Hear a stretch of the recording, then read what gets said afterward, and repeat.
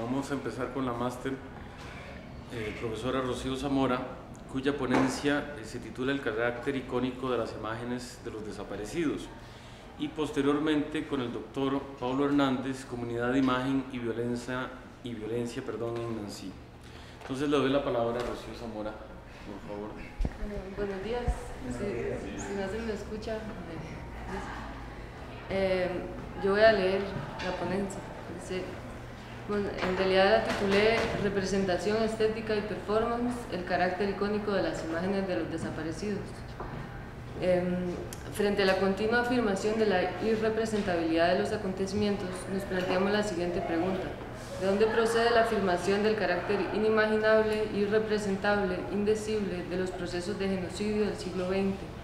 Para contestar a esta pregunta, nos referiremos en una primera parte al carácter icónico de los retratos de los desaparecidos, para luego entender cuál es el marco sobre el cual se instala la afirmación de lo irrepresentable. Desde sus orígenes, la fotografía ha sido tomada como un registro indexal, a saber, como afirma Peirce, como un signo que se refiere al objeto que denota en virtud de que es realmente afectado por ese objeto. Su carácter de verdad está dado por el hecho de que se trata de una imagen de la realidad que guarda una relación de dependencia con los objetos fotografiados. Un icono, por el contrario, no supone, como también afirma Peirce, la existencia de un objeto. Se trata, en palabras de Peirce, de un signo que remite al objeto que él denota, meramente por virtud de caracteres propios y que posee por igual tanto si tal objeto existe o no. Además, afirma Peirce, cualquier cosa, sea una cualidad, una existente individual o una ley, es un icono de algo en la medida en que es como esa cosa y es empleado como un signo de ella. El icono, desde este punto de vista, se relaciona con su objeto porque funciona como signo de ésta. Entonces, ¿cómo y de qué manera puede la imagen de los desaparecidos constituir un signo icónico que juega con su pretensión indexal? Las fotografías de los desaparecidos funcionan en sus inicios como medios para el reconocimiento de las personas desaparecidas. Sin embargo, con el paso del tiempo, estas imágenes fueron adquiriendo un sentido que no puede otorgarlo la sola insignia de la prueba, sino que se configuran a partir de otros elementos. Tal y como lo estudia Hans Belting en su libro Imagen y culto, una historia de la imagen anterior a la Edad Media, el icono medieval se configura a partir de lógicas externas a la imagen. Esto lo muestran los debates entre iconódulos e iconoclastas, donde se cuestionaba la capacidad de la imagen para revelar las Sagradas Escrituras, es decir, su capacidad para la conducción correcta del fiel hacia una fe pura, la pureza de la fe. La imagen por sí misma no podía mostrar los relatos a los cuales se refiere. Esto implicaba que los iconos requiriesen de un marco de instrucción sobre su posible lectura, es decir, necesitaban de procesos de formación y sensibilización que dotaran a la imagen de su carácter aurático. Así, afirma Belting, el niño en el regazo de la madre y el hombre muerto en la cruz invitan al recuerdo de los dos momentos cardinales de una vida histórica. Contienen un momento de la narración, aunque no sean en sí mismas un relato. Dice Belting, el presente se halla entre dos realidades de rango considerablemente más elevado, la autorrevelación pasada y futura de Dios en la historia. El movimiento del tiempo entre estos dos polos se encontraba siempre presente en la conciencia. El recuerdo poseía por ello un carácter retrospectivo y, por extraño que suene, prospectivo. Su objeto no era solo lo sucedido, sino también lo que había sido prometido. Esta conciencia del tiempo se ha alejado mucho de nosotros fuera del ámbito de las religiones, cierro comillas. Este carácter retrospectivo y prospectivo implicaba inscribir las imágenes en horizontes colectivos. En este punto se encuentra la imagen religiosa de los santos con la imagen de los desaparecidos. Ambas viven, como dice Belting, de los íconos bizantinos, de su pretensión de historicidad, de la existencia de un cuerpo histórico. A pesar de que la imagen de los desaparecidos sea una imagen secular que no tiene nada que ver con ninguna revelación de Dios en la historia, los retratos de los desaparecidos también funcionan gracias a su señalamiento retrospectivo en cuanto recuerdan los acontecimientos que dieron lugar al terrorismo de Estado en los distintos países y contextos sociopolíticos. También evidencia un carácter prospectivo en cuanto se forja en vistas a propiciar un espacio de liberación. Se hace presente también en un ámbito fuera de las religiones, en un espacio que no es religioso pero sí sagrado, desplazándose hacia el ámbito de la exposición política. Este desplazamiento es posible porque lo religioso en las sociedades modernas lo ocupa la promesa republicana. Es en este sentido que las imágenes de los desaparecidos son imágenes religiosas y políticas. como los íconos medievales, aunque evidentemente no se trata de los mismos íconos ni movilizan los mismos afectos. No obstante, sí se constituyen por una relación con el pasado y con una promesa. Las madres todavía esperan a los desaparecidos, todavía los buscan en el desierto, como muestra Patricio Guzmán en Nostalgia de la Luz o Uli Stelzner en La Isla, Archivos de una Tragedia. En su carácter retrospectivo y prospectivo, las imágenes de los desaparecidos configuran un ejemplo o un modelo en sí mismos. Tal y como lo afirma Belting, al venerar la imagen se hace un ejercicio de memoria de naturaleza ritual, pues el santo se venera a partir de motivos oficiales, según un programa establecido y en una fecha determinada. Esta práctica recibe el nombre de culto. Nosotros no hablaremos de culto, pero sí de espacios performáticos, que son posibles gracias a estrategias de memoria colectiva. Sobre estos espacios, dice Diana Taylor, la memoria es una puesta en escena actual de un evento que tiene sus raíces en el pasado. A través de la performance se transmite la memoria colectiva. Performance, término derivado de la palabra francesa parfournir, significa realizar o completar un proceso. Otro de los elementos que acercan la imagen medieval a la imagen de los desaparecidos es su origen funerario. La imagen votiva, de acuerdo a los estudios de Belting, tiene sus raíces en los sepulcros, pues a partir del homenaje privado a los difuntos se desarrolló la veneración pública de los santos. En este sentido, la veneración de los desaparecidos es uno de los casos que nos permiten constatar la continuidad de la experiencia religiosa medieval en la experiencia moderna. Han ocurrido varios desplazamientos importantes. Es el Estado y la lógica del mercado quienes ejercen la capacidad de autoridad que antes tenía la Iglesia y el Imperio. Tampoco los retratos de los desaparecidos provienen de la institución hegemónica, la Iglesia en la Edad Media, el Estado y el mercado en la actualidad. No obstante, lo que sí se preserva es este doble carácter de la imagen, retrospectivo en cuanto es una imagen de lo sucedido, a la vez que permiten traducir el lugar de la promesa y de la liberación. Al contrario de los iconos medievales, donde cada figura tiene su papel en el seno de la iconografía medieval, los retratos de los desaparecidos se presentan como una misma figura. Ciertamente cada retrato reenvía a una historia de vida determinada, a una falta en un espacio familiar y social privado. Empero, en el plano de la sociedad, estas imágenes no pueden evocar cada caso particular, sino que señalan una situación que funciona como estructura arquetípica en el sentido de un prototipo dentro de marcos de memoria colectiva. Solamente a partir de la repetición es que estas imágenes pueden devenir un ícono, y esta repetición es lo que lleva a la configuración del carácter ritual de la imagen de los desaparecidos. Así, tanto la imagen medieval requería de las celebraciones y los ritos para completar el proceso de memoria de los íconos, como las fotografías de los desaparecidos requieren de la puesta en escena actual de las acciones colectivas donde se movilizan estas fotografías. Este es el caso de las madres en Argentina, quienes circulaban con las fotografías en sus cuerpos, como hoy marchan los mexicanos con los 43 normalistas desaparecidos. Ambas acciones realizan y completan los procesos, es decir, que los íconos solamente se pueden constituir en procesos colectivos donde convergen ritos, estrategias visuales, enunciados, a saber, performance. Diana Taylor, en su texto Usted está aquí, el ADN del performance, ha estudiado el caso del funcionamiento de las estrategias performáticas a través de los cuales se transmite la memoria traumática de las madres de la Plaza de Mayo a los hijos. Dice, abuelas, madres, desaparecidos e hijos establecen una cadena dentro y a través de la presentación y representación. Los hijos han configurado estrategias estéticas que permiten ubicar un proceso de memoria colectiva. Los hijos afirman, si no hay justicia, hay scratch. Utilizan nuevamente las fotografías, aunque no ya las de los desaparecidos, sino las de los criminales, y los exponen a la luz pública. De esta manera, afirma Diana Taylor, las imágenes son íconos que dan testimonio de un modo singular de la presencia sensible, tomado de otras maneras con ideas e intenciones que disponen los datos de la experiencia sensible. Aquí estoy, aquí estamos, aquí estáis. Las tres categorías de la exposición son prueba de una copresencia originaria de los hombres y las cosas entre ellas y de los hombres entre ellos. Recientemente, el Paseo de la Reforma en México, así como los muros de las redes sociales, también usaron las fotografías de los hijos de Peña Nieto y otros responsables del estado de terror en México. El reclamo por la vuelta con vida de los desaparecidos, es decir, el seguir afirmando a los desaparecidos y no a los muertos, tiene que ver con la negativa de adecuar el lenguaje a una realidad, para utilizarlo como vehículo político dentro de situaciones institucionales determinadas. Las madres de la Plaza de Mayo no podían enunciar que estaban muertos, pues enunciar la muerte era cerrar un caso, era rendirse, devolver el poder adquirido. Al afirmar que están muertos era recusar la posibilidad de las responsabilidades. La consigna aparición con vida fue una forma de oponerse al régimen donde se afirmaba la muerte sin explicación y sin responsables. Aceptar la muerte, como dice Eve de Bonafini, era enfrentarse con la sociedad que estaba deseando que estuvieran todos muertos, para que, como señala Eve de Bonafini, se terminara todo para que no nos acordemos de nada más.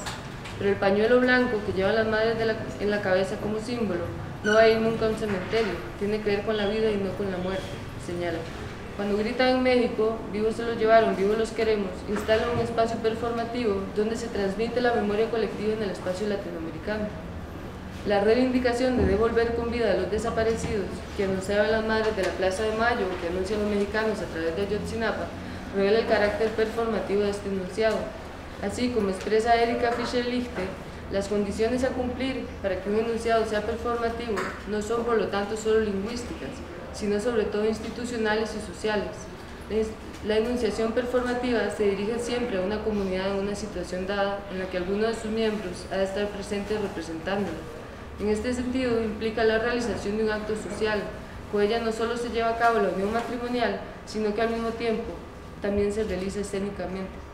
Es por medio de la realización escénica que los retratos de los desaparecidos en Argentina se han instalado como un momento ejemplar de cómo se puede constituir un régimen de representación estético-político.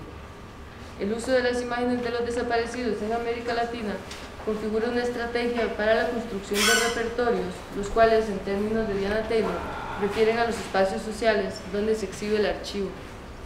De acuerdo con esto, los íconos solamente pueden constituirse como tales si existen prácticas colectivas a través de las cuales adquieren su significado, es decir, que logran evocar una historia común a la vez que permiten pensar en otros espacios de sociabilidad posibles. Ahora bien, si las imágenes de los desaparecidos solamente pueden tomar sentido a partir de marcos lingüísticos, institucionales y sociales, entonces, ¿por qué se afirma el carácter inimaginable, irrepresentable, indecible de los procesos de genocidio en el siglo XX? La cuestión de la irrepresentabilidad ha sido constantemente planteada, sobre todo en el contexto posterior a las dos guerras mundiales. Por ejemplo, Marc Augué, al recordar la repugnancia que sentía su abuelo al rememorar la vida de las trincheras, afirma lo siguiente: la huella de una misma convicción, que quienes no han sido víctimas del horror no pueden imaginarlo, por más voluntad y compasión que pongan. La vigilancia es la actualización del recuerdo, el esfuerzo por imaginar en el presente lo que podría asemejarse al pasado, o mejor, pero solo los supervivientes podrían hacerlo y son cada vez menos numerosos, por recordar el pasado como un presente, volver a él para reencontrar en las banalidades de la mediocridad ordinaria la forma horrible de lo innombrable. Pero la memoria oficial necesita monumentos, estetiza la muerte y el horror. Con estas palabras, Augué plantea varios de los ejes problemáticos bajo los cuales se ha discutido la cuestión de los procesos de memoria respecto de las prácticas genocidas durante el siglo XX. Por un lado, la imposibilidad de representación del horror y su carácter innombrable e inimaginable. Por otro lado, la estrategia de la memoria oficial de crear monumentos para apaciguar el carácter vigilante. En esta misma línea, el periodista argentino Alejandro Kaufman también afirma que la verdadera magnitud del mal, del que es tanto responsable Videla, como jueces, empresarios, políticos, dirigentes, sindicales, eclesiásticos, profesores, se torna irrepresentable. Al afirmar que hay acontecimientos que son irrepresentables, entonces estaría planteando que hay otros que sí lo son, que es lo que no permite que ciertos acontecimientos puedan encontrar espacio dentro de la representación. Es por la naturaleza misma de la representación o por la naturaleza del acontecimiento. Ciertamente, los procesos genocidas del siglo XX son acontecimientos de los que difícilmente podremos tener una representación adecuada de lo que realmente sucedió. Esta incomunicación solamente es posible si se piensa en un ámbito donde la comunicación sí funcione, es decir, donde se pueda dar una adecuación entre el orden de la significación y el orden de las cosas. Cuando pensamos en el carácter de lo irrepresentable de ciertos acontecimientos, nos referimos tanto al orden del acontecimiento como a la capacidad de la representación para poder decir esos acontecimientos. Es decir, que si pensamos desde la suposición de la transparencia de la comunicación, entonces también deberíamos negarle a quienes vivieron en carne propia estos dramas el que puedan evocar legítimamente sus vivencias, pues la memoria también es cruel y reconstruye todo suceso. Frente a esta sospecha, tendríamos que plantear que dentro de este régimen todo se vuelve irrepresentable. Como bien apunta Rancière, se trata de un uso inflacionista del concepto de lo irrepresentable, que tiene sus raíces en una interpretación que podemos llamar negativa del pensamiento filosófico de la modernidad, específicamente de la concepción kantiana de lo sublime, donde no existe ninguna imagen que pueda adecuarse a las ideas de la razón. Ninguna imagen podría, según esto, ser adecuada o digna de ser representada para adecuarse a lo absolutamente grande, es decir, al horror del genocidio. Se trata, como sostiene Rancière, de un problema de reglaje de la distancia representativa, donde ésta es tomada por los problemas de imposibilidad de la representación. A propósito del concepto de lo sublime en Kant, afirma Deleuze, es lo informe o lo disforme, la inmensidad o la potencia. Todo sucede entonces como si la imaginación estuviera confrontada con su propio límite, forzada a alcanzar su máximo, soportando una violencia que la lleva a la extremidad de su poder. La interpretación de Deleuze y de Rancière de lo sublime no es negativa, sino afirmativa. Esto quiere decir que no se quedan en la negativa de la representación, sino que afirman el carácter positivo de este desacuerdo, el cual provoca precisamente la liberación del uso empírico de las facultades. Se trata del momento en el cual podemos sentir que no nos encontramos determinados de la misma forma que el reino de la naturaleza, sino que podemos preparar otras condiciones en la sociedad. Este desacuerdo es lo que permite entender el carácter político de la representación. Si afirmamos la irrepresentabilidad de los acontecimientos, entonces, como señala Rancière, se daría una hiperbolización donde se pone todo un régimen del arte bajo el signo del terror sagrado. Sería lo que no puede ser enunciado ni imaginado. Contra esta operación, Hannah Arendt, en su texto Las técnicas de las ciencias sociales y el estudio de los campos de concentración, afirma que una de las suertes de los nazis residía en que su empresa era tan atroz que difícilmente la creeríamos. Se trataba de una experiencia de dominación total en donde el olvido formaba parte del exterminio. Didi Berman retoma este argumento de Hannah Arendt con el objetivo de señalar nuestro deber de imaginar el infierno en Auschwitz, pues de lo contrario contribuiríamos al exterminio. Esto nos lleva también a señalar que los procesos históricos no terminan con el fin de una guerra ni con la clausura de los campos de concentración en un lugar determinado. Todo proceso genocida tiene un efecto sobre la configuración de las relaciones humanas, pues destruye los vínculos de cohesión entre los diferentes grupos de una sociedad. En este sentido, el deber de imaginar lo que pasó, el deber de volver imaginable lo inimaginable, adquiere un sentido político. Solamente a partir de un proceso tal se pueden volver a construir lazos de cohesión entre los diferentes grupos de la sociedad. Esto lo entendieron las madres de la Plaza de Mayo. El desacuerdo entre lo imaginable y lo inimaginable solo podía implicar la reacción al orden de la censura y clausura mimética. Rancière critica la lectura de Lyotard respecto de lo sublime, pues éste estaría revitalizando el sistema de racionalización que desde Kant la filosofía postestructuralista había intentado refrenar. Vuelve a pensar la representación estética como una representación siempre confusa. Por el contrario, la determinación antropológica de la crítica del discernimiento pretende introducir la libertad como condición suprema de posibilidad del sujeto, en donde convergen política y ética en el espacio de la estética. Esto para Rancière es fundamental, pues implica que la representación no debe reducirse a una única relación entre mostración y significación. Cito a Rancière, este concepto no tiene contenido determinable, sino el puro concepto de la separación del régimen representativo. Expresa la ausencia de una relación estable entre mostración y significación, pero este desreglaje se da en el sentido no de menos, sino de más representación, más posibilidad de construir equivalencias, de hacer presente la ausencia y de hacer coincidir el reglaje particular de la relación entre sentido y sin sentido con un reglaje particular de la relación entre presencia y retirada. ¿Ya me pasé? No. Con ello, Rancière afirma que en este régimen estético del arte no hay más límites intrínsecos a la representación. El horror puede ser representable porque la representación ya no implica la expectativa por una transparencia hacia un mundo que se encuentra frente a nosotros como una realidad estable. En este régimen estético, lo que se revoca al mismo tiempo que el espacio específico de la visibilidad del poema es la separación representativa entre la razón de los hechos y la razón de las ficciones. Se rompe el deseo de configurar un lenguaje que pueda ser natural o adecuado a los acontecimientos excepcionales tales como Auschwitz o los procesos genocidas en el centro y sur de América. También se rompe con la expectativa de crear un lenguaje que pueda ser específico de las artes. En este sentido, decir que no hay una frontera clara entre el orden de la representación y el de otras esferas de la experiencia pone en escena la medialidad como estructura misma de las relaciones. Desde esta perspectiva, los procesos de memoria sobre las atrocidades cometidas en el pasado y en el presente pueden encontrar una salida al círculo vicioso de lo irrepresentable.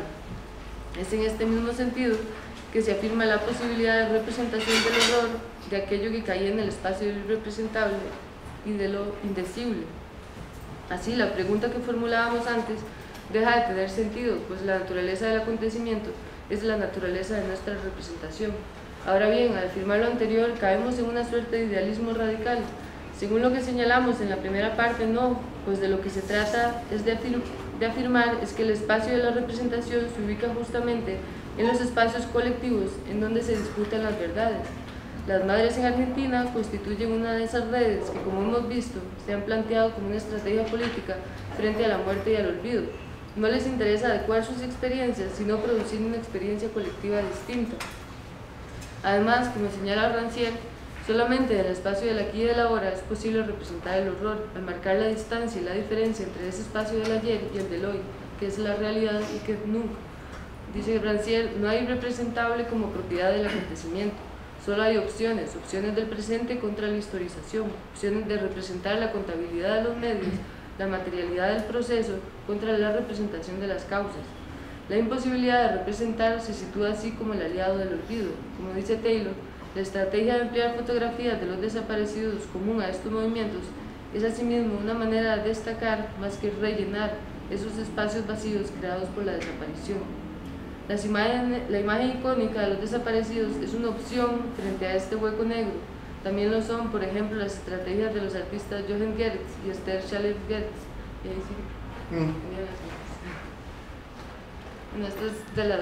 Son varias obras de las que voy a mencionar simplemente.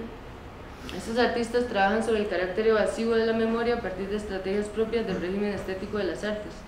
Con el monumento contra el fascismo, que es el otro, estos artistas construyen una columna de 2 metros de ancho y 12 metros de altura de acero galvanizado cubierta de plomo, donde se van a realizar 70.000 firmas de sobrevivientes del Holocausto. Para ello, los artistas lanzaron la siguiente invitación: invitamos a los ciudadanos de Hamburgo y visitantes de la ciudad a poner su nombre junto a los nuestros. Al hacer esto, nos comprometemos a estar vigilantes. Cuantos más nombres cubran esta columna de 12 metros de alto, esta irá gradualmente hundiéndose en el suelo. Un día esta desaparecerá por completo y el sitio del monumento de Hamburgo contra el fascismo estará vacío. Al final solamente seremos nosotros quienes podamos pararnos contra la injusticia. La columna se terminó de hundir en el año de 1993, dejando únicamente un cuadrado en el suelo.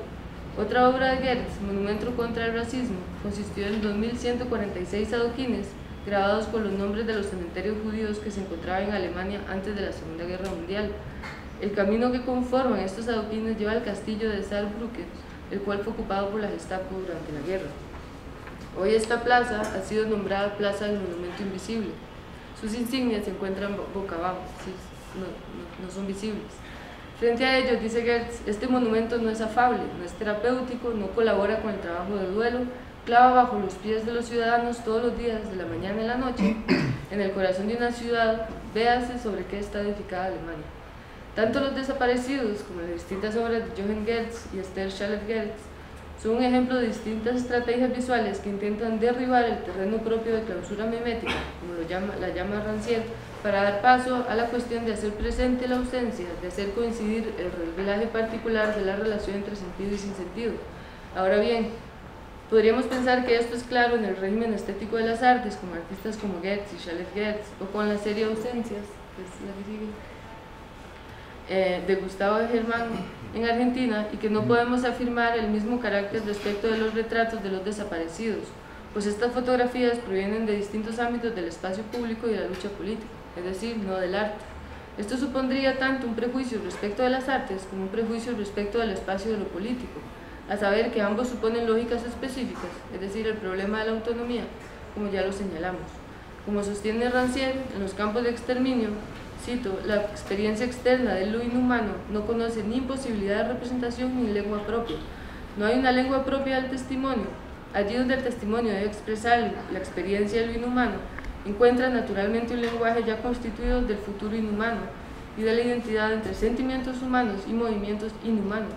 Es el lenguaje mismo por el que la ficción estética se opone a la ficción representativa, y y se podría decir en última instancia que lo irrepresentable radica precisamente allí, en esa imposibilidad de una experiencia de expresarse en su propia lengua. Pero la marca misma del régimen estético del arte es esa identidad del principio, de lo propio y del impropio. Contra este supuesto de que el arte afirma un régimen estético de representación que no pueden pensarse en otras esferas, es decir, contra la autonomía del arte, es que hemos querido pensar estos retratos como imágenes icónicas que involucran formas performativas bajo las cuales se completan los procesos de memoria colectiva, como sucedió en el contexto medieval con los íconos bizantinos. Es decir, que el ícono no puede constituirse sin espacios sociales que lo completen.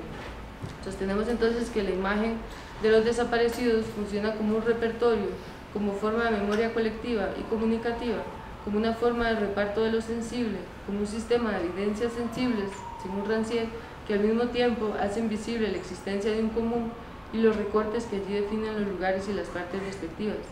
La construcción de la comunidad pasa por estos repartos, donde las imágenes, lejos de ser objetos transparentes y completos, son vehículos por medio de los cuales pasan los afectos, donde se juegan los procesos rituales que definen a los colectivos o grupos sociales.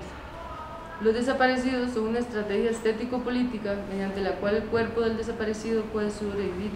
Como dice Firestein en su texto Memorias y representaciones sobre la elaboración del genocidio, para que algo desaparezca, otra cosa debe ocupar su lugar.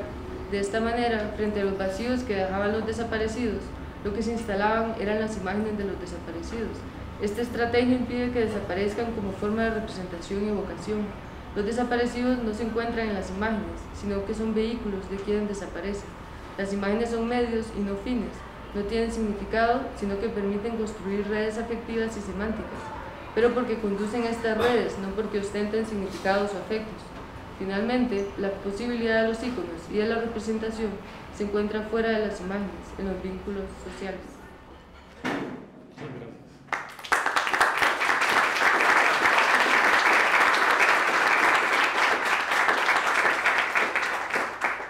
Ahora escucharemos al profesor Pablo Hernández con su ponencia titulada Comunidad, Imagen y Violencia en Nancy. Buenos días. También voy a usar unas imágenes pero a modo puramente ilustrativo, no las voy a analizar, solo es una ilustración que yo quiero que acompañe lo que voy a leer. Voy a iniciar aclarando que el fenómeno de la violencia y sobre todo el concepto de violencia es un eje transversal dentro de mis investigaciones y no es el tema que ellas desarrollan. Sea cual sea el tema que he investigado hasta ahora, todos se encuentran en algún momento ante la pregunta por el fenómeno de la violencia y por el concepto de violencia. Esto quiere decir que para mí la violencia viene siempre acompañada por una multitud de otros conceptos y fenómenos en relación con los cuales se la define de modo particular y no de manera general. Este no es un asunto meramente de comodidad para mis procesos de investigación, sino que es ya una especie de punto de partida metodológico, si se quiere, para poder, según mi perspectiva, abordar el problema de la violencia. No se puede hablar de la violencia de manera aislada, como si sus propiedades, sus formas, sus causas y sus efectos le fueran inmanentes. La violencia se desborda, es en algún sentido el desbordamiento mismo. Tampoco se puede hablar de la violencia de manera general como si fueran indiferentes los bordes mismos que ella atraviesa. El carácter inicial, creo yo, de cualquier estudio que aborde la violencia, sea como concepto, sea como fenómeno, está en reconocer justamente eso, que la violencia es transversal, es el desbordamiento. Tiene que ver la violencia con la fundación de límites, de campos y de bordes, pero tanto como con la superación, la transgresión, el atravesamiento o la ruptura de ellos. Hecha esa aclaración, quisiera exponerles algunas de las ideas que ha ido arrojando al respecto una investigación que estoy haciendo actualmente, no está concluida, sobre el esquema ontológico de comprensión de lo político dentro del pensamiento del filósofo francés Jean-Luc Nancy. En concreto, el tema de mi investigación es la relación en este pensador actualmente activo y productivo entre comunidad e imagen. Lo que a continuación haré será intentar improvisar, mostrarles cómo aparece o cómo podría aparecer o surgir el problema de la violencia en relación con la tesis de Nancy, que afirma que todo ser tiene como fundamento ontológico el ser con, el ser en común, el ser singular plural. Nancy inicia a finales de la década de los 70 y principios de los 80 una serie de publicaciones, actualmente compuesta por más de 30 libros, en las que se plantea la necesidad de evaluar filosóficamente el estado actual de lo político. A la base de esta serie de discusiones y publicaciones, Nancy desarrolla un modelo de comprensión de lo político como una tensión constante entre las condiciones de lo imposible y las actuales condiciones de lo posible. Desde este punto de partida intentaba reaccionar, por un lado, a la incomprensión totalitaria de que todo es político, y por otro lado, a la reducción de lo político a lo que la democracia occidental entiende por política, que es otra cosa. Para lograr esta implicación, se hacía necesario trabajar a nivel ontológico. De ese modo se hablaría de una filosofía política y no sobre la política, y de lo filosófica y ontológicamente político, en lugar de la administración política. El concepto fundamental dentro de la propuesta inicial de Nancy es el de ser con, que toma de Heidegger, Mitsein. Nancy intenta desarrollar este concepto con el propósito de alejarlo de cualquier representación concreta de una comunidad específica, para plantear el carácter más bien ontológico de todo contacto, apego y relación entre lo particular. El concepto de lo común y de comunidad, derivado del problema ontológico del ser con, más que con cualquier forma, es lo que quiere abordar Nancy, más que a cualquier forma de las prácticas gubernamentales. De hecho, lo común es justamente lo no representado por las formas de las prácticas gubernamentales, según Nancy. La unión de lo político con la filosofía se daría ahí, en la tarea de dibujar de nuevo, decía de retrasar o retrasar, lo político más allá de lo que las democracias capitalistas contemporáneas comprenden como política representativa. Por eso, en lugar de centrarse en lo pensable posible, es decir, en lugar de tomarse la tarea, por ejemplo, de diseñar formas específicas de comunidad, de diseñar comunidades y proyectos políticos basados en alguna versión o interpretación del término comunismo, o aparatos argumentativos de justificación de determinadas praxis políticas o determinadas militancias, o determinadas formas de administrar el negocio diario de la política, Nancy prefiere llevar a cabo el trabajo de una nueva formulación del fundamento de lo común. Es decir, yendo más allá de las actuales condiciones de lo pensable posible, definidas por estas alternativas que acabo de enumerar, Nancy cree que lo fundamental es preguntarse desde las condiciones de lo impensable, imposible, por el fundamento de lo común. Este fundamento solo puede provenir de una condición ontológica, que es el ser con, el Mitsein, como estructura relacional base de toda existencia y todo ser. No hay fundamento ontológico de lo común, porque ser en común es el fundamento ontológico de todo ser. Por lo tanto, el concepto de comunidad que propone Nancy, con aristas innumerables que son imposibles de presentar acá, no es el resultado de la suma de individuos de algún tipo, ni de todos los individuos, sino más bien la condición misma para que haya individuos. El individuo es el resultado de diversas formas de ser con, aquello que se produce en el ser en común. Antes que una unidad totalitaria en la que las singularidades y las individualidades se suman para luego disolverse, la comunidad entonces, como figura del ser con, como condición ontológica de todo ser existente, constituye el principio del ser como algo que solamente alcanza existencia en comunidad, comúnmente en común. Entonces, el concepto de comunidad de Jean-Luc Nancy es ontológico, es el fundamento ontológico de todo ser, por lo tanto, no corresponde con ninguna forma concreta de comunidad, porque todas las opciones implican ya de por sí el ser en común, y tampoco corresponde con una cualidad específica, por lo que es indiferente a cualquier valoración, sea positiva o negativa, es lo que es, con mayúscula la última. Es de este ser con que define a la comunidad como fundamento ontológico que toda formación concreta de comunidad procede. Pero lo más importante, el fundamento ontológico, el ser con, experimenta una tensión con cada formación concreta, es decir, cada formación concreta del ser con alrededor de un concepto, alrededor de una idea, alrededor de una identidad, de un lenguaje, de un territorio, de una nacionalidad, de unas determinadas tradiciones, es un cierre del ser con, mientras la comunidad como ser en común es esencialmente abierta, es la apertura que no posee grados o evolución, es un núcleo abierto de producción de formas, no de mímesis, sino de métesis, de participación, de sentidos y de mundo. Esto implica que para Nancy es un error basar nuestra convivencia en la operación, este es el error garrafal para Nancy, basar nuestra idea de convivencia en la operación que supone que hay, primero, individuos, segundo, un nosotros, y por último, como resultado, una comunidad.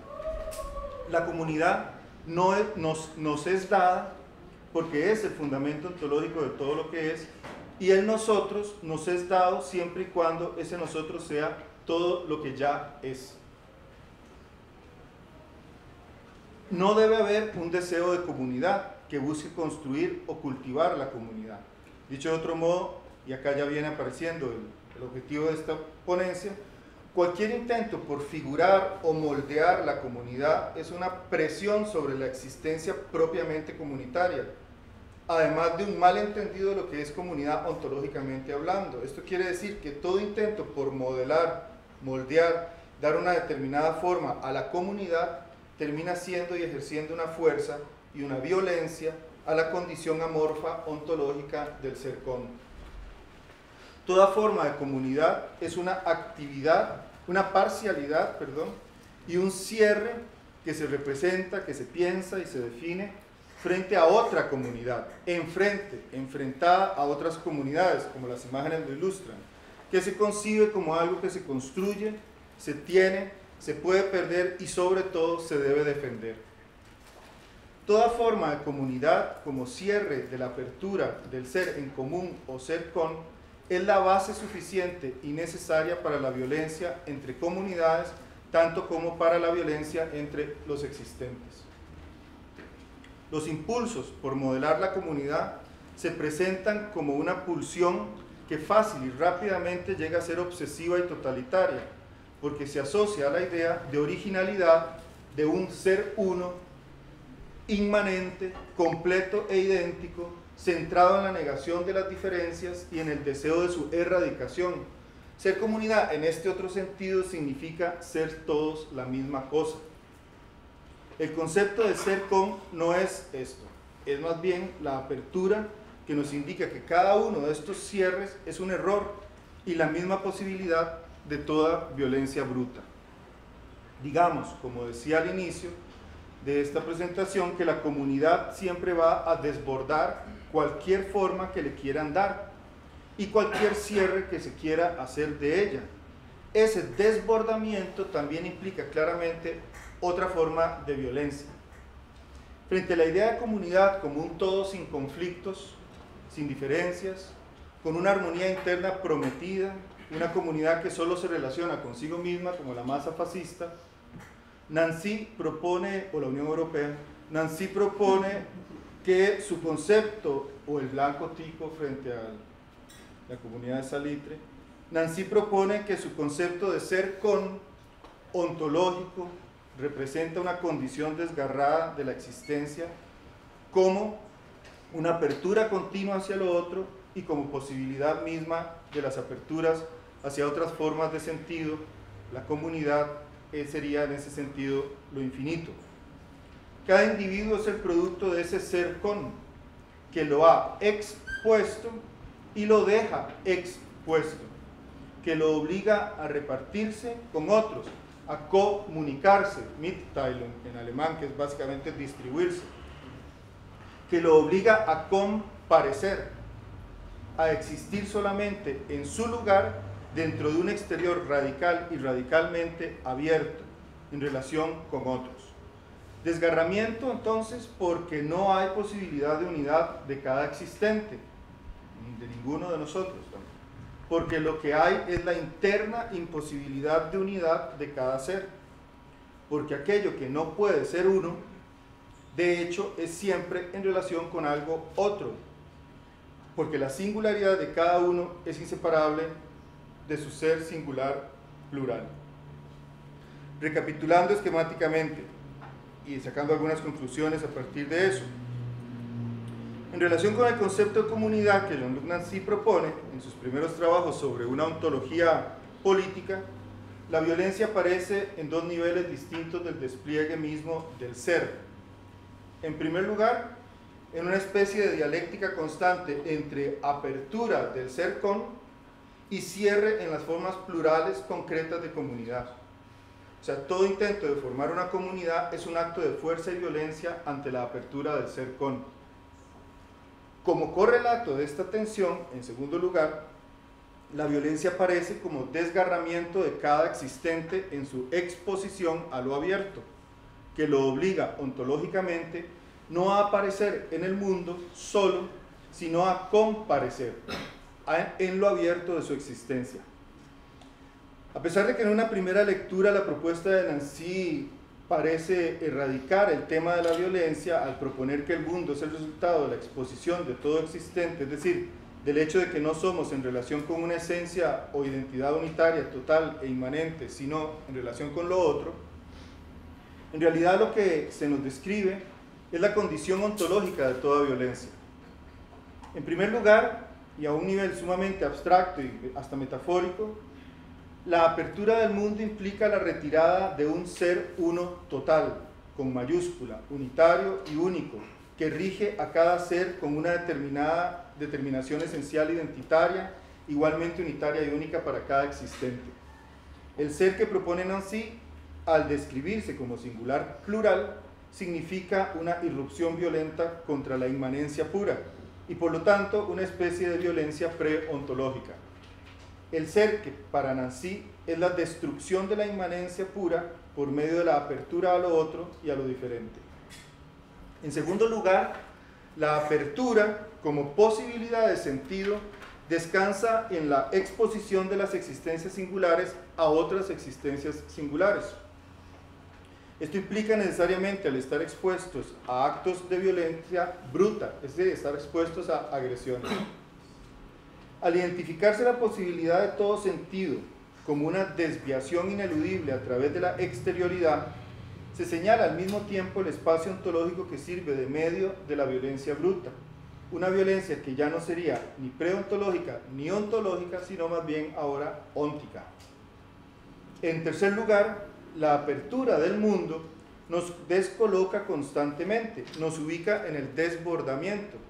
Esto significa que para que cada existente logre alcanzar su presencia o la presencia en el mundo, lo que constituiría al mismo tiempo para Nancy la verdad, cada existente tiene como su tarea el cuidado de la distinción entre aquello que constituye su presentación, su presencia en el mundo como apertura o su imposición identitaria como cierre.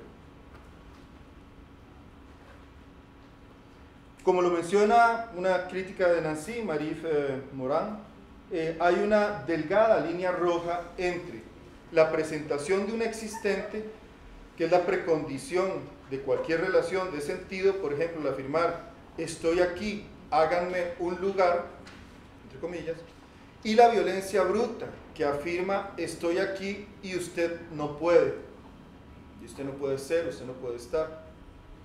lo cual significaría negar al otro al punto de negar con él toda relación y posibilidad de sentido.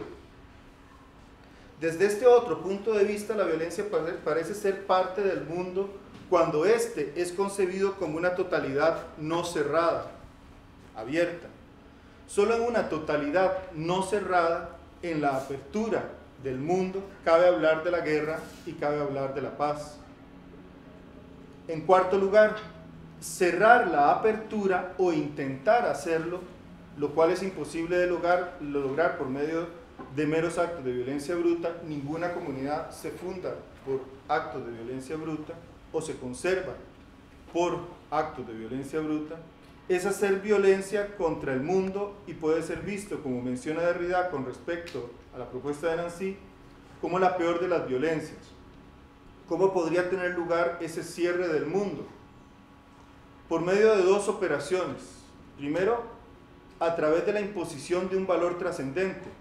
Esa es la peor de las violencias, cuya utilidad estaría en el aprovechamiento de las ventajas de dictar el significado de cada uno de todos los existentes, y a través de la reducción, y el segundo procedimiento sería a través de la imposición, ¿cómo está? A través de la imposición de un valor trascendente, y ahora a través de la reducción del valor de equivalencia y presentación de cada uno de todos los existentes a una única valoración general. En ambos casos ya no habría mundo, en el sentido en que Nancy lo ha definido a partir del ser en común y de la apertura y exposición como condiciones de sentido. La violencia, entonces, con estas radicales conclusiones, creemos que Nancy logra reinscribir lo ético y lo político en lo ontológico, los eventos empíricos de violencia en la apertura del mundo. Si la violencia es definida como una fuerza que irrumpe sin consideración del orden mismo de las fuerzas y del sistema de las razones, ella implica una renuncia a entrar en relación, una renuncia a ser con. Pero resulta que para Nancy no puede haber renuncia al ser con, puesto que es el fundamento ontológico de todo ser. Un estado de ambigüedad y de paradoja se impone a cualquier pensamiento crítica de la violencia, puesto que ella misma está relacionada con el desbordamiento, con la apertura, es en sentido ontológico el desbordamiento y la apertura.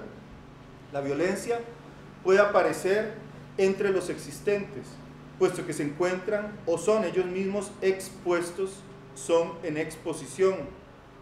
Esta violencia proviene del hecho de que nos encontramos expuestos a los cierres de la apertura del mundo a través de nuestras identidades, de nuestros ideales y de toda formación de comunidades concretas parciales y pretendidamente inmanentes. Sobre estas formas de violencia bruta se encuentra el hecho del ser abierto, del ser con, ante el cual todo intento de cierre será destruido. Muchas gracias.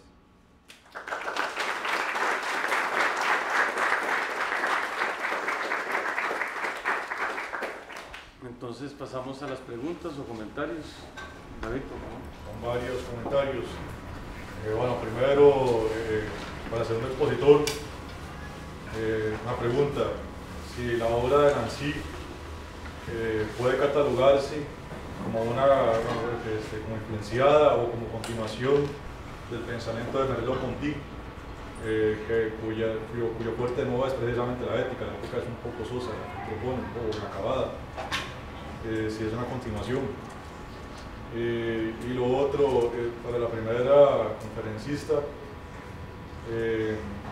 más que todo como sugerencias. Hay otros íconos de gobiernos represivos.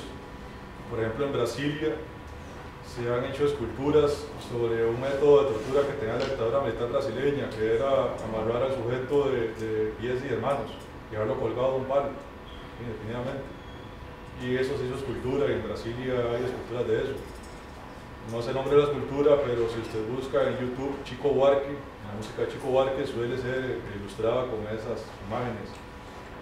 Si hablamos de Ayotzinapa, también podríamos hablar de Venezuela, y los 43 que Maduro mató en las calles, que mató a sangre fría, palos y piedras contra pistolas, ¿quién gana? 43 muertos, ¿verdad?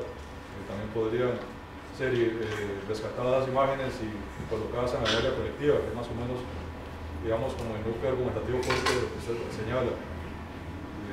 instaurar esto en la memoria colectiva, ese tipo de hechos históricos, ¿verdad? Que no se olvide. Y igual Camboya. En Camboya hay museos con las calaveras de las víctimas del Khmer Rouge. 2 millones de muertos, ¿verdad? Y en Camboya están nuestros museos, de hecho. Sería todo.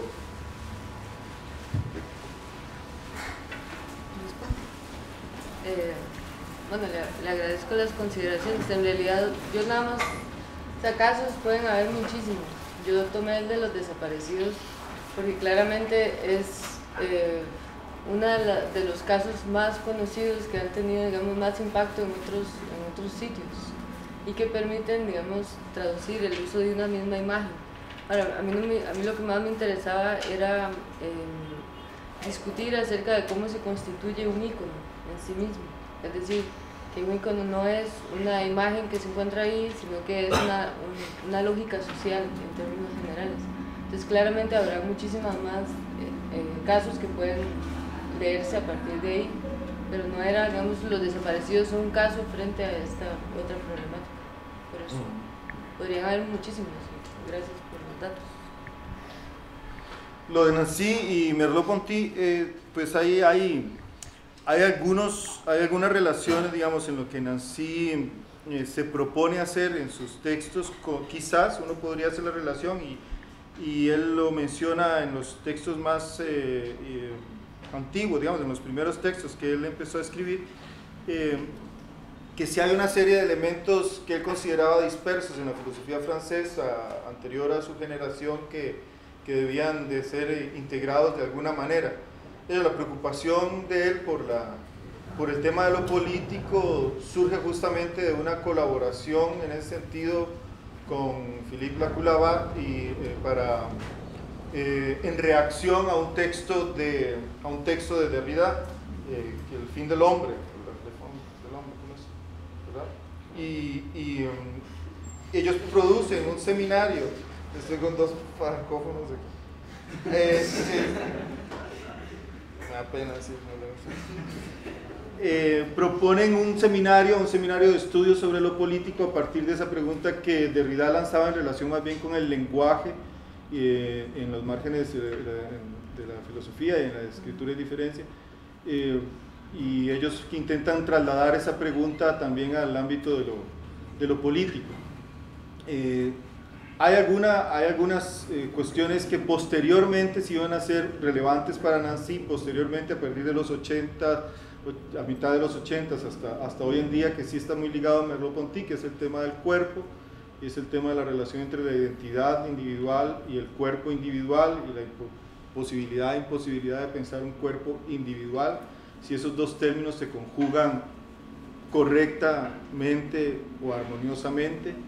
Y en eso que está produciendo actualmente, de hecho, Nancy, en esa línea, sobre todo sobre el cuerpo y la colaboración, la participación, esos conceptos que está desarrollando ahora, ahí sí Merleau-Ponty es un interlocutor, parece más directo que en este contexto que yo estoy trabajando, que es más bien finales de los 70, principios de los 80. Tengo una pregunta para Rocío y otra para Pablo.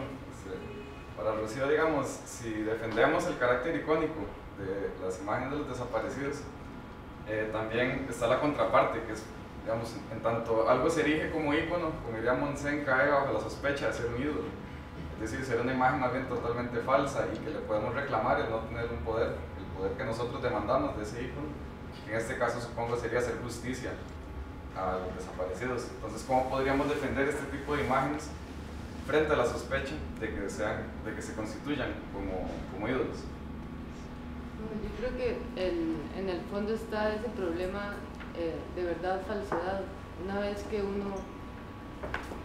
que se abre el ámbito del mundo de los hechos, del mundo de la significación, o por ejemplo la idea de que existe algo que pueda constituirse como una verdad, digamos que en el caso de la Edad Media, pues la teología sí pretendía, digamos, construir un campo semántico que fuese el campo a afirmar, digamos, la lectura correcta de las escrituras y demás.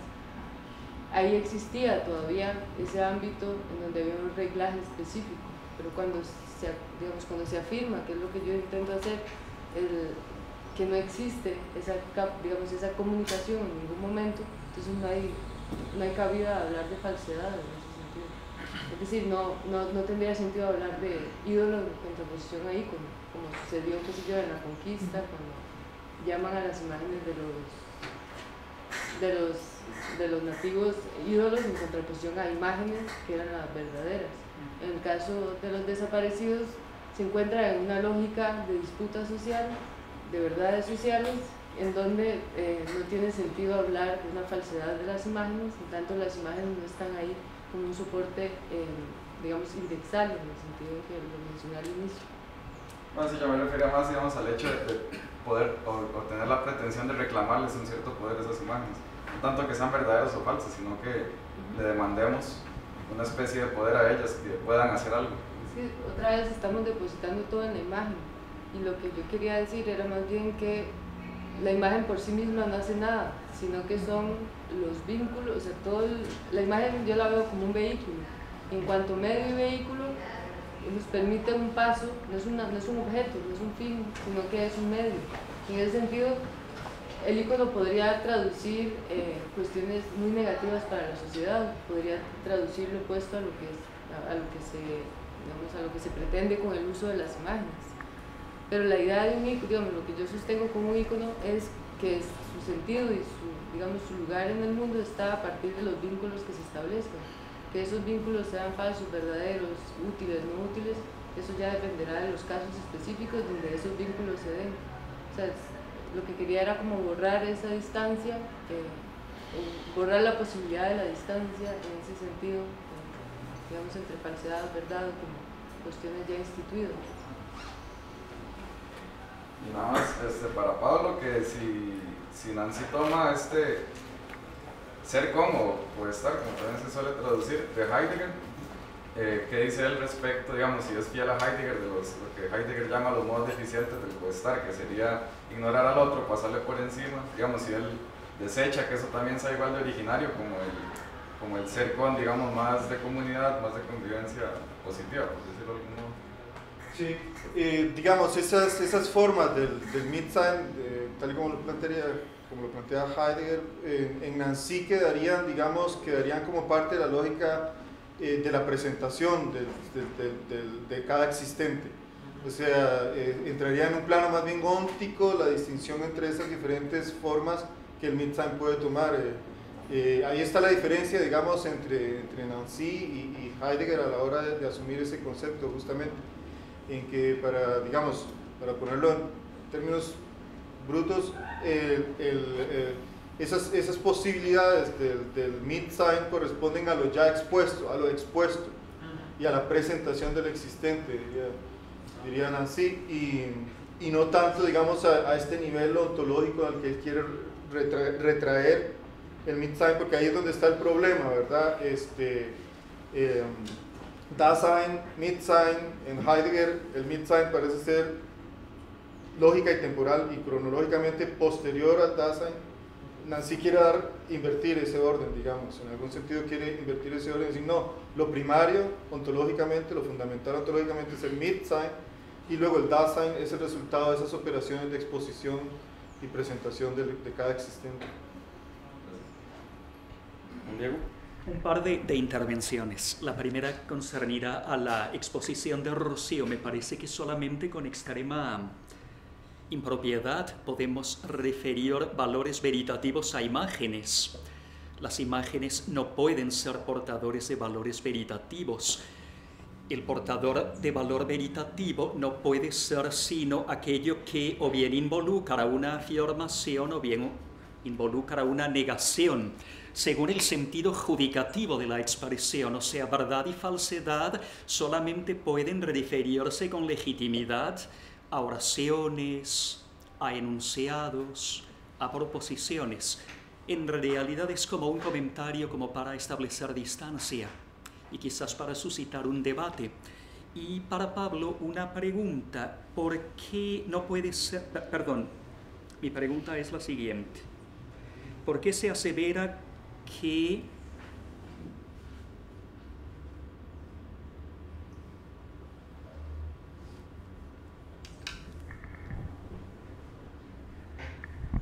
lo que no puede ser uno es entonces necesariamente en relación con otro.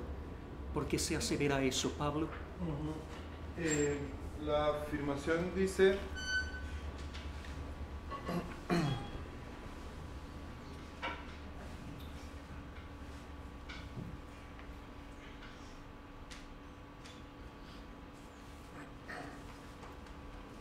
para verificarlo primero y después. Ya, aquello que no puede ser uno, de hecho, es siempre en relación con algo otro. Igual, digamos, tendría que ver acá, en la propuesta, dentro de la propuesta de Nancy,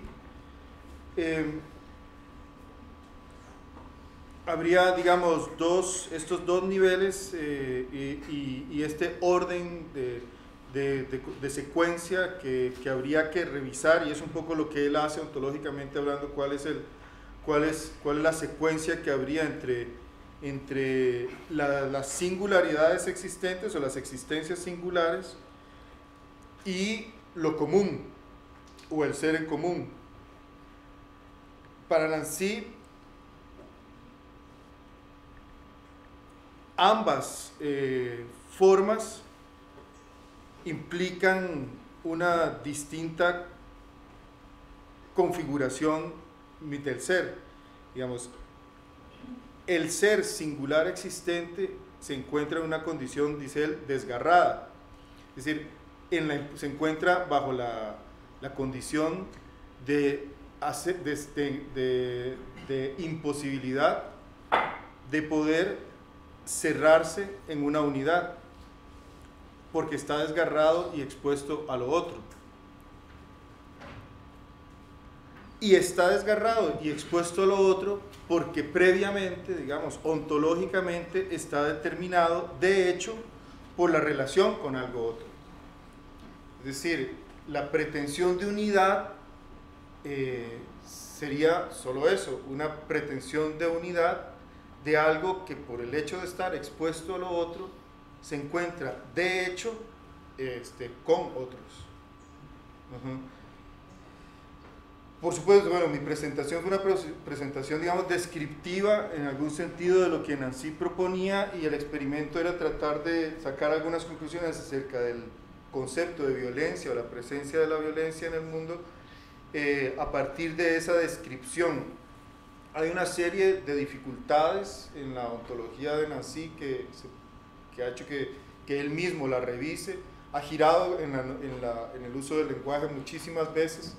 Vamos, la noción de comunidad la abandonó, la sustituyó por ser con, y después sustituyó ser con por ser singular plural, y ahora usa indistintamente estos dos conceptos o términos. Es decir, ha habido una evolución de la filosofía de Nancy, está en estado de evolución o de transformación o de producción esa filosofía, y a mí me pareció interesante cómo en este primer momento de su intento de relacionar ontología y política, tratar de hacer el esfuerzo de sacar de ahí una o varias, digamos, maneras de entender y de apreciar o de valorar el tema de la violencia.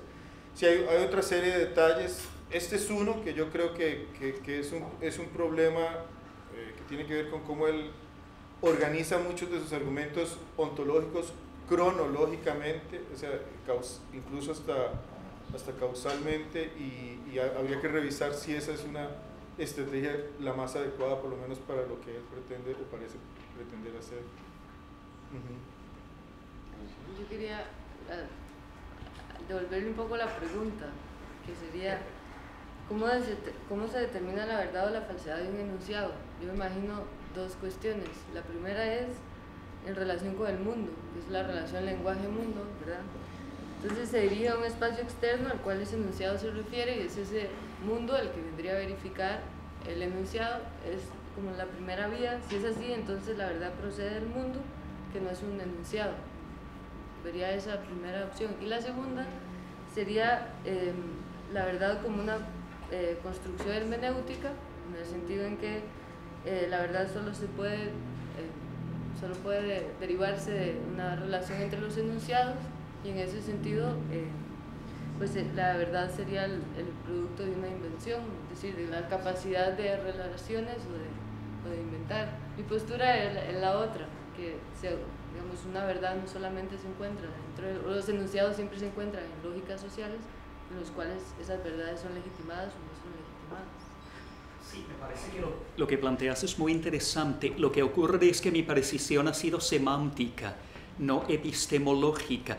Y obviamente este comentario que acabas de formular es un comentario epistemológico.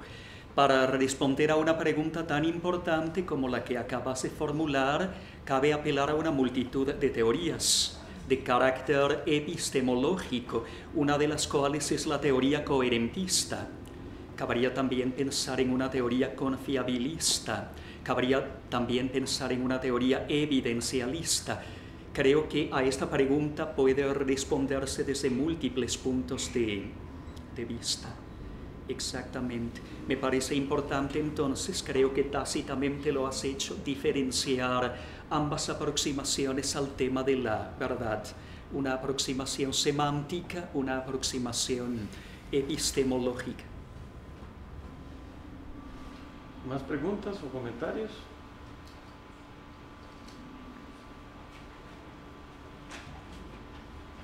Sí, Octavio, por favor. ¿Qué se puede decir de una sociedad en donde se dan procesos de desaparición, pero no se da esta producción de íconos? Pienso específicamente en Panamá, donde hubo una dictadura de más de 20 años o 20 años, y no hay, digamos, una producción de íconos como la hay en Argentina, como la que mencionó, bueno, la que ahora aquí en México con los estudiantes. Entonces, digamos, ¿qué podemos decir de ese caso? No sé, digamos,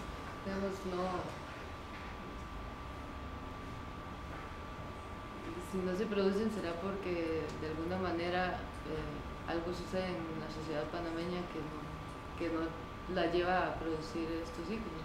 Claro, ¿no? Nada más como para meter la cuchara, el año pasado ya salió un documental en el cual lo que hacen es reactuar, digamos, los escenarios de la invasión de Estados Unidos a Panamá, ¿verdad? Entonces, dentro de la reactuación lo que ponen es a personas jóvenes que no estuvieron estrictamente dentro de los sucesos, no es, digamos, utilizar las imágenes específicas de ese momento, sino una reactuación, un performance. Y creo que por ahí va la vía también de tramitación de este tipo de escenarios, ¿verdad? Yo creo que la forma específica en que cada sociedad vayan a trabajar con el fenómeno de la desaparición, pues va a depender de contingencias propias de cada sociedad, no es un marco general, digamos.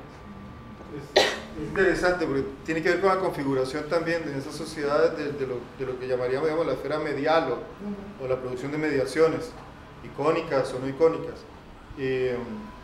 Y claro, y la pregunta límite que lanzaría sería si realmente la ausencia de imágenes es algo digno de ser lamentado o quizá los procesos pasaron por otro tipo de mediaciones que no fueron las icónicas y quizás hasta con mayor éxito no de solución obviamente, pero sí a la hora de resolver esa disputa social por lo que sucedió y por las interpretaciones de lo que ya ha sucedido.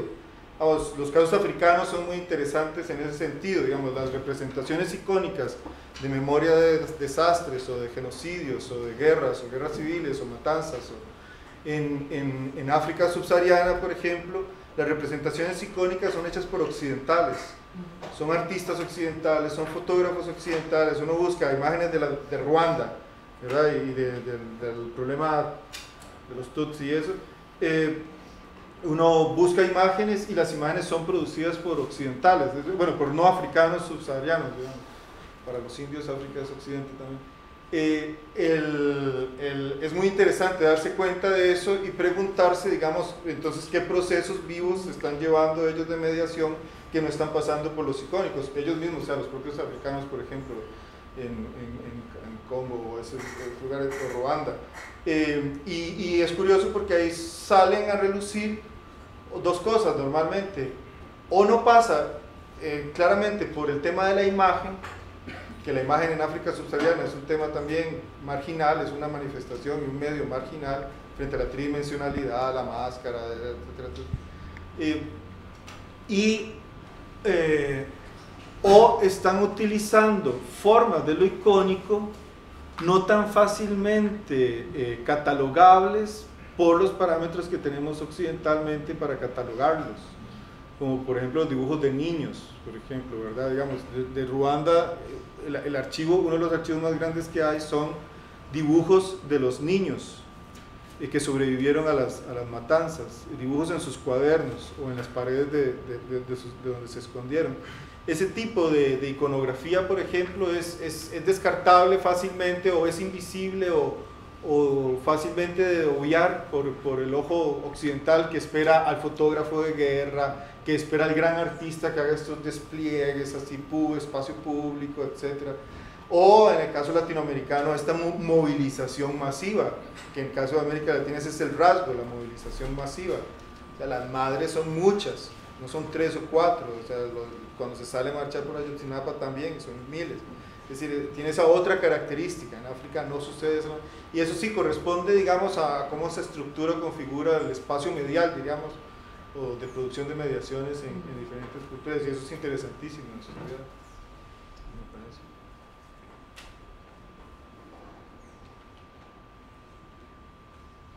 Muchas gracias. Juan Diego. Hombre, ¿qué debemos entender, Pablo, por violencia preontológica? Ese elemento me ha desconcertado mucho.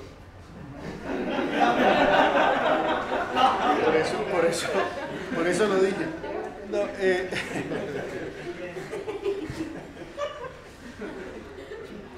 dentro de algunas de las interpretaciones que se hace de los textos estos primeros, sobre todo del texto sobre la comunidad y ser singular plural y la comunidad desobrada,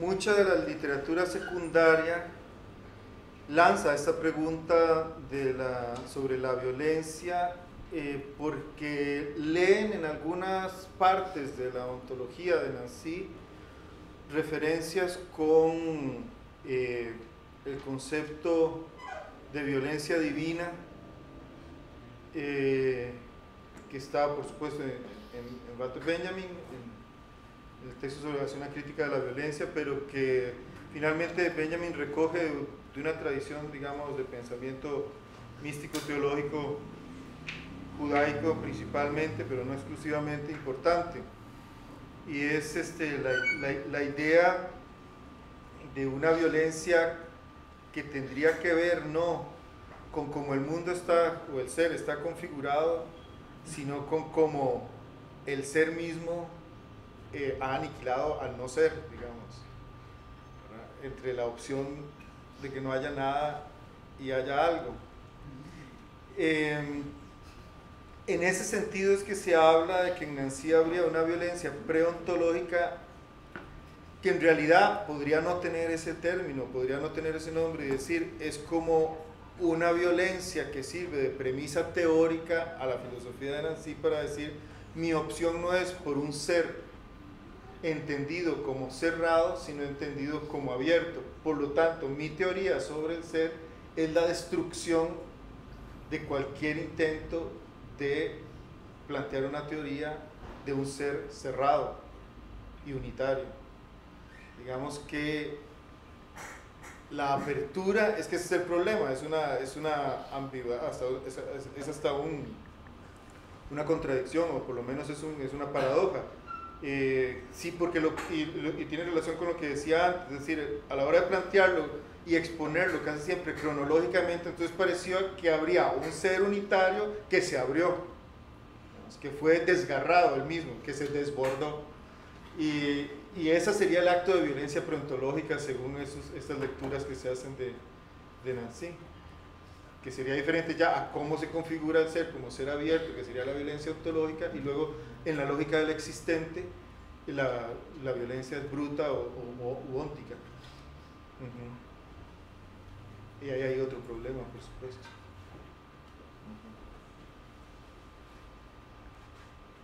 Bueno, si no hay más preguntas o comentarios, damos por cerrada la sesión de la mañana y retomaremos a las 14 horas.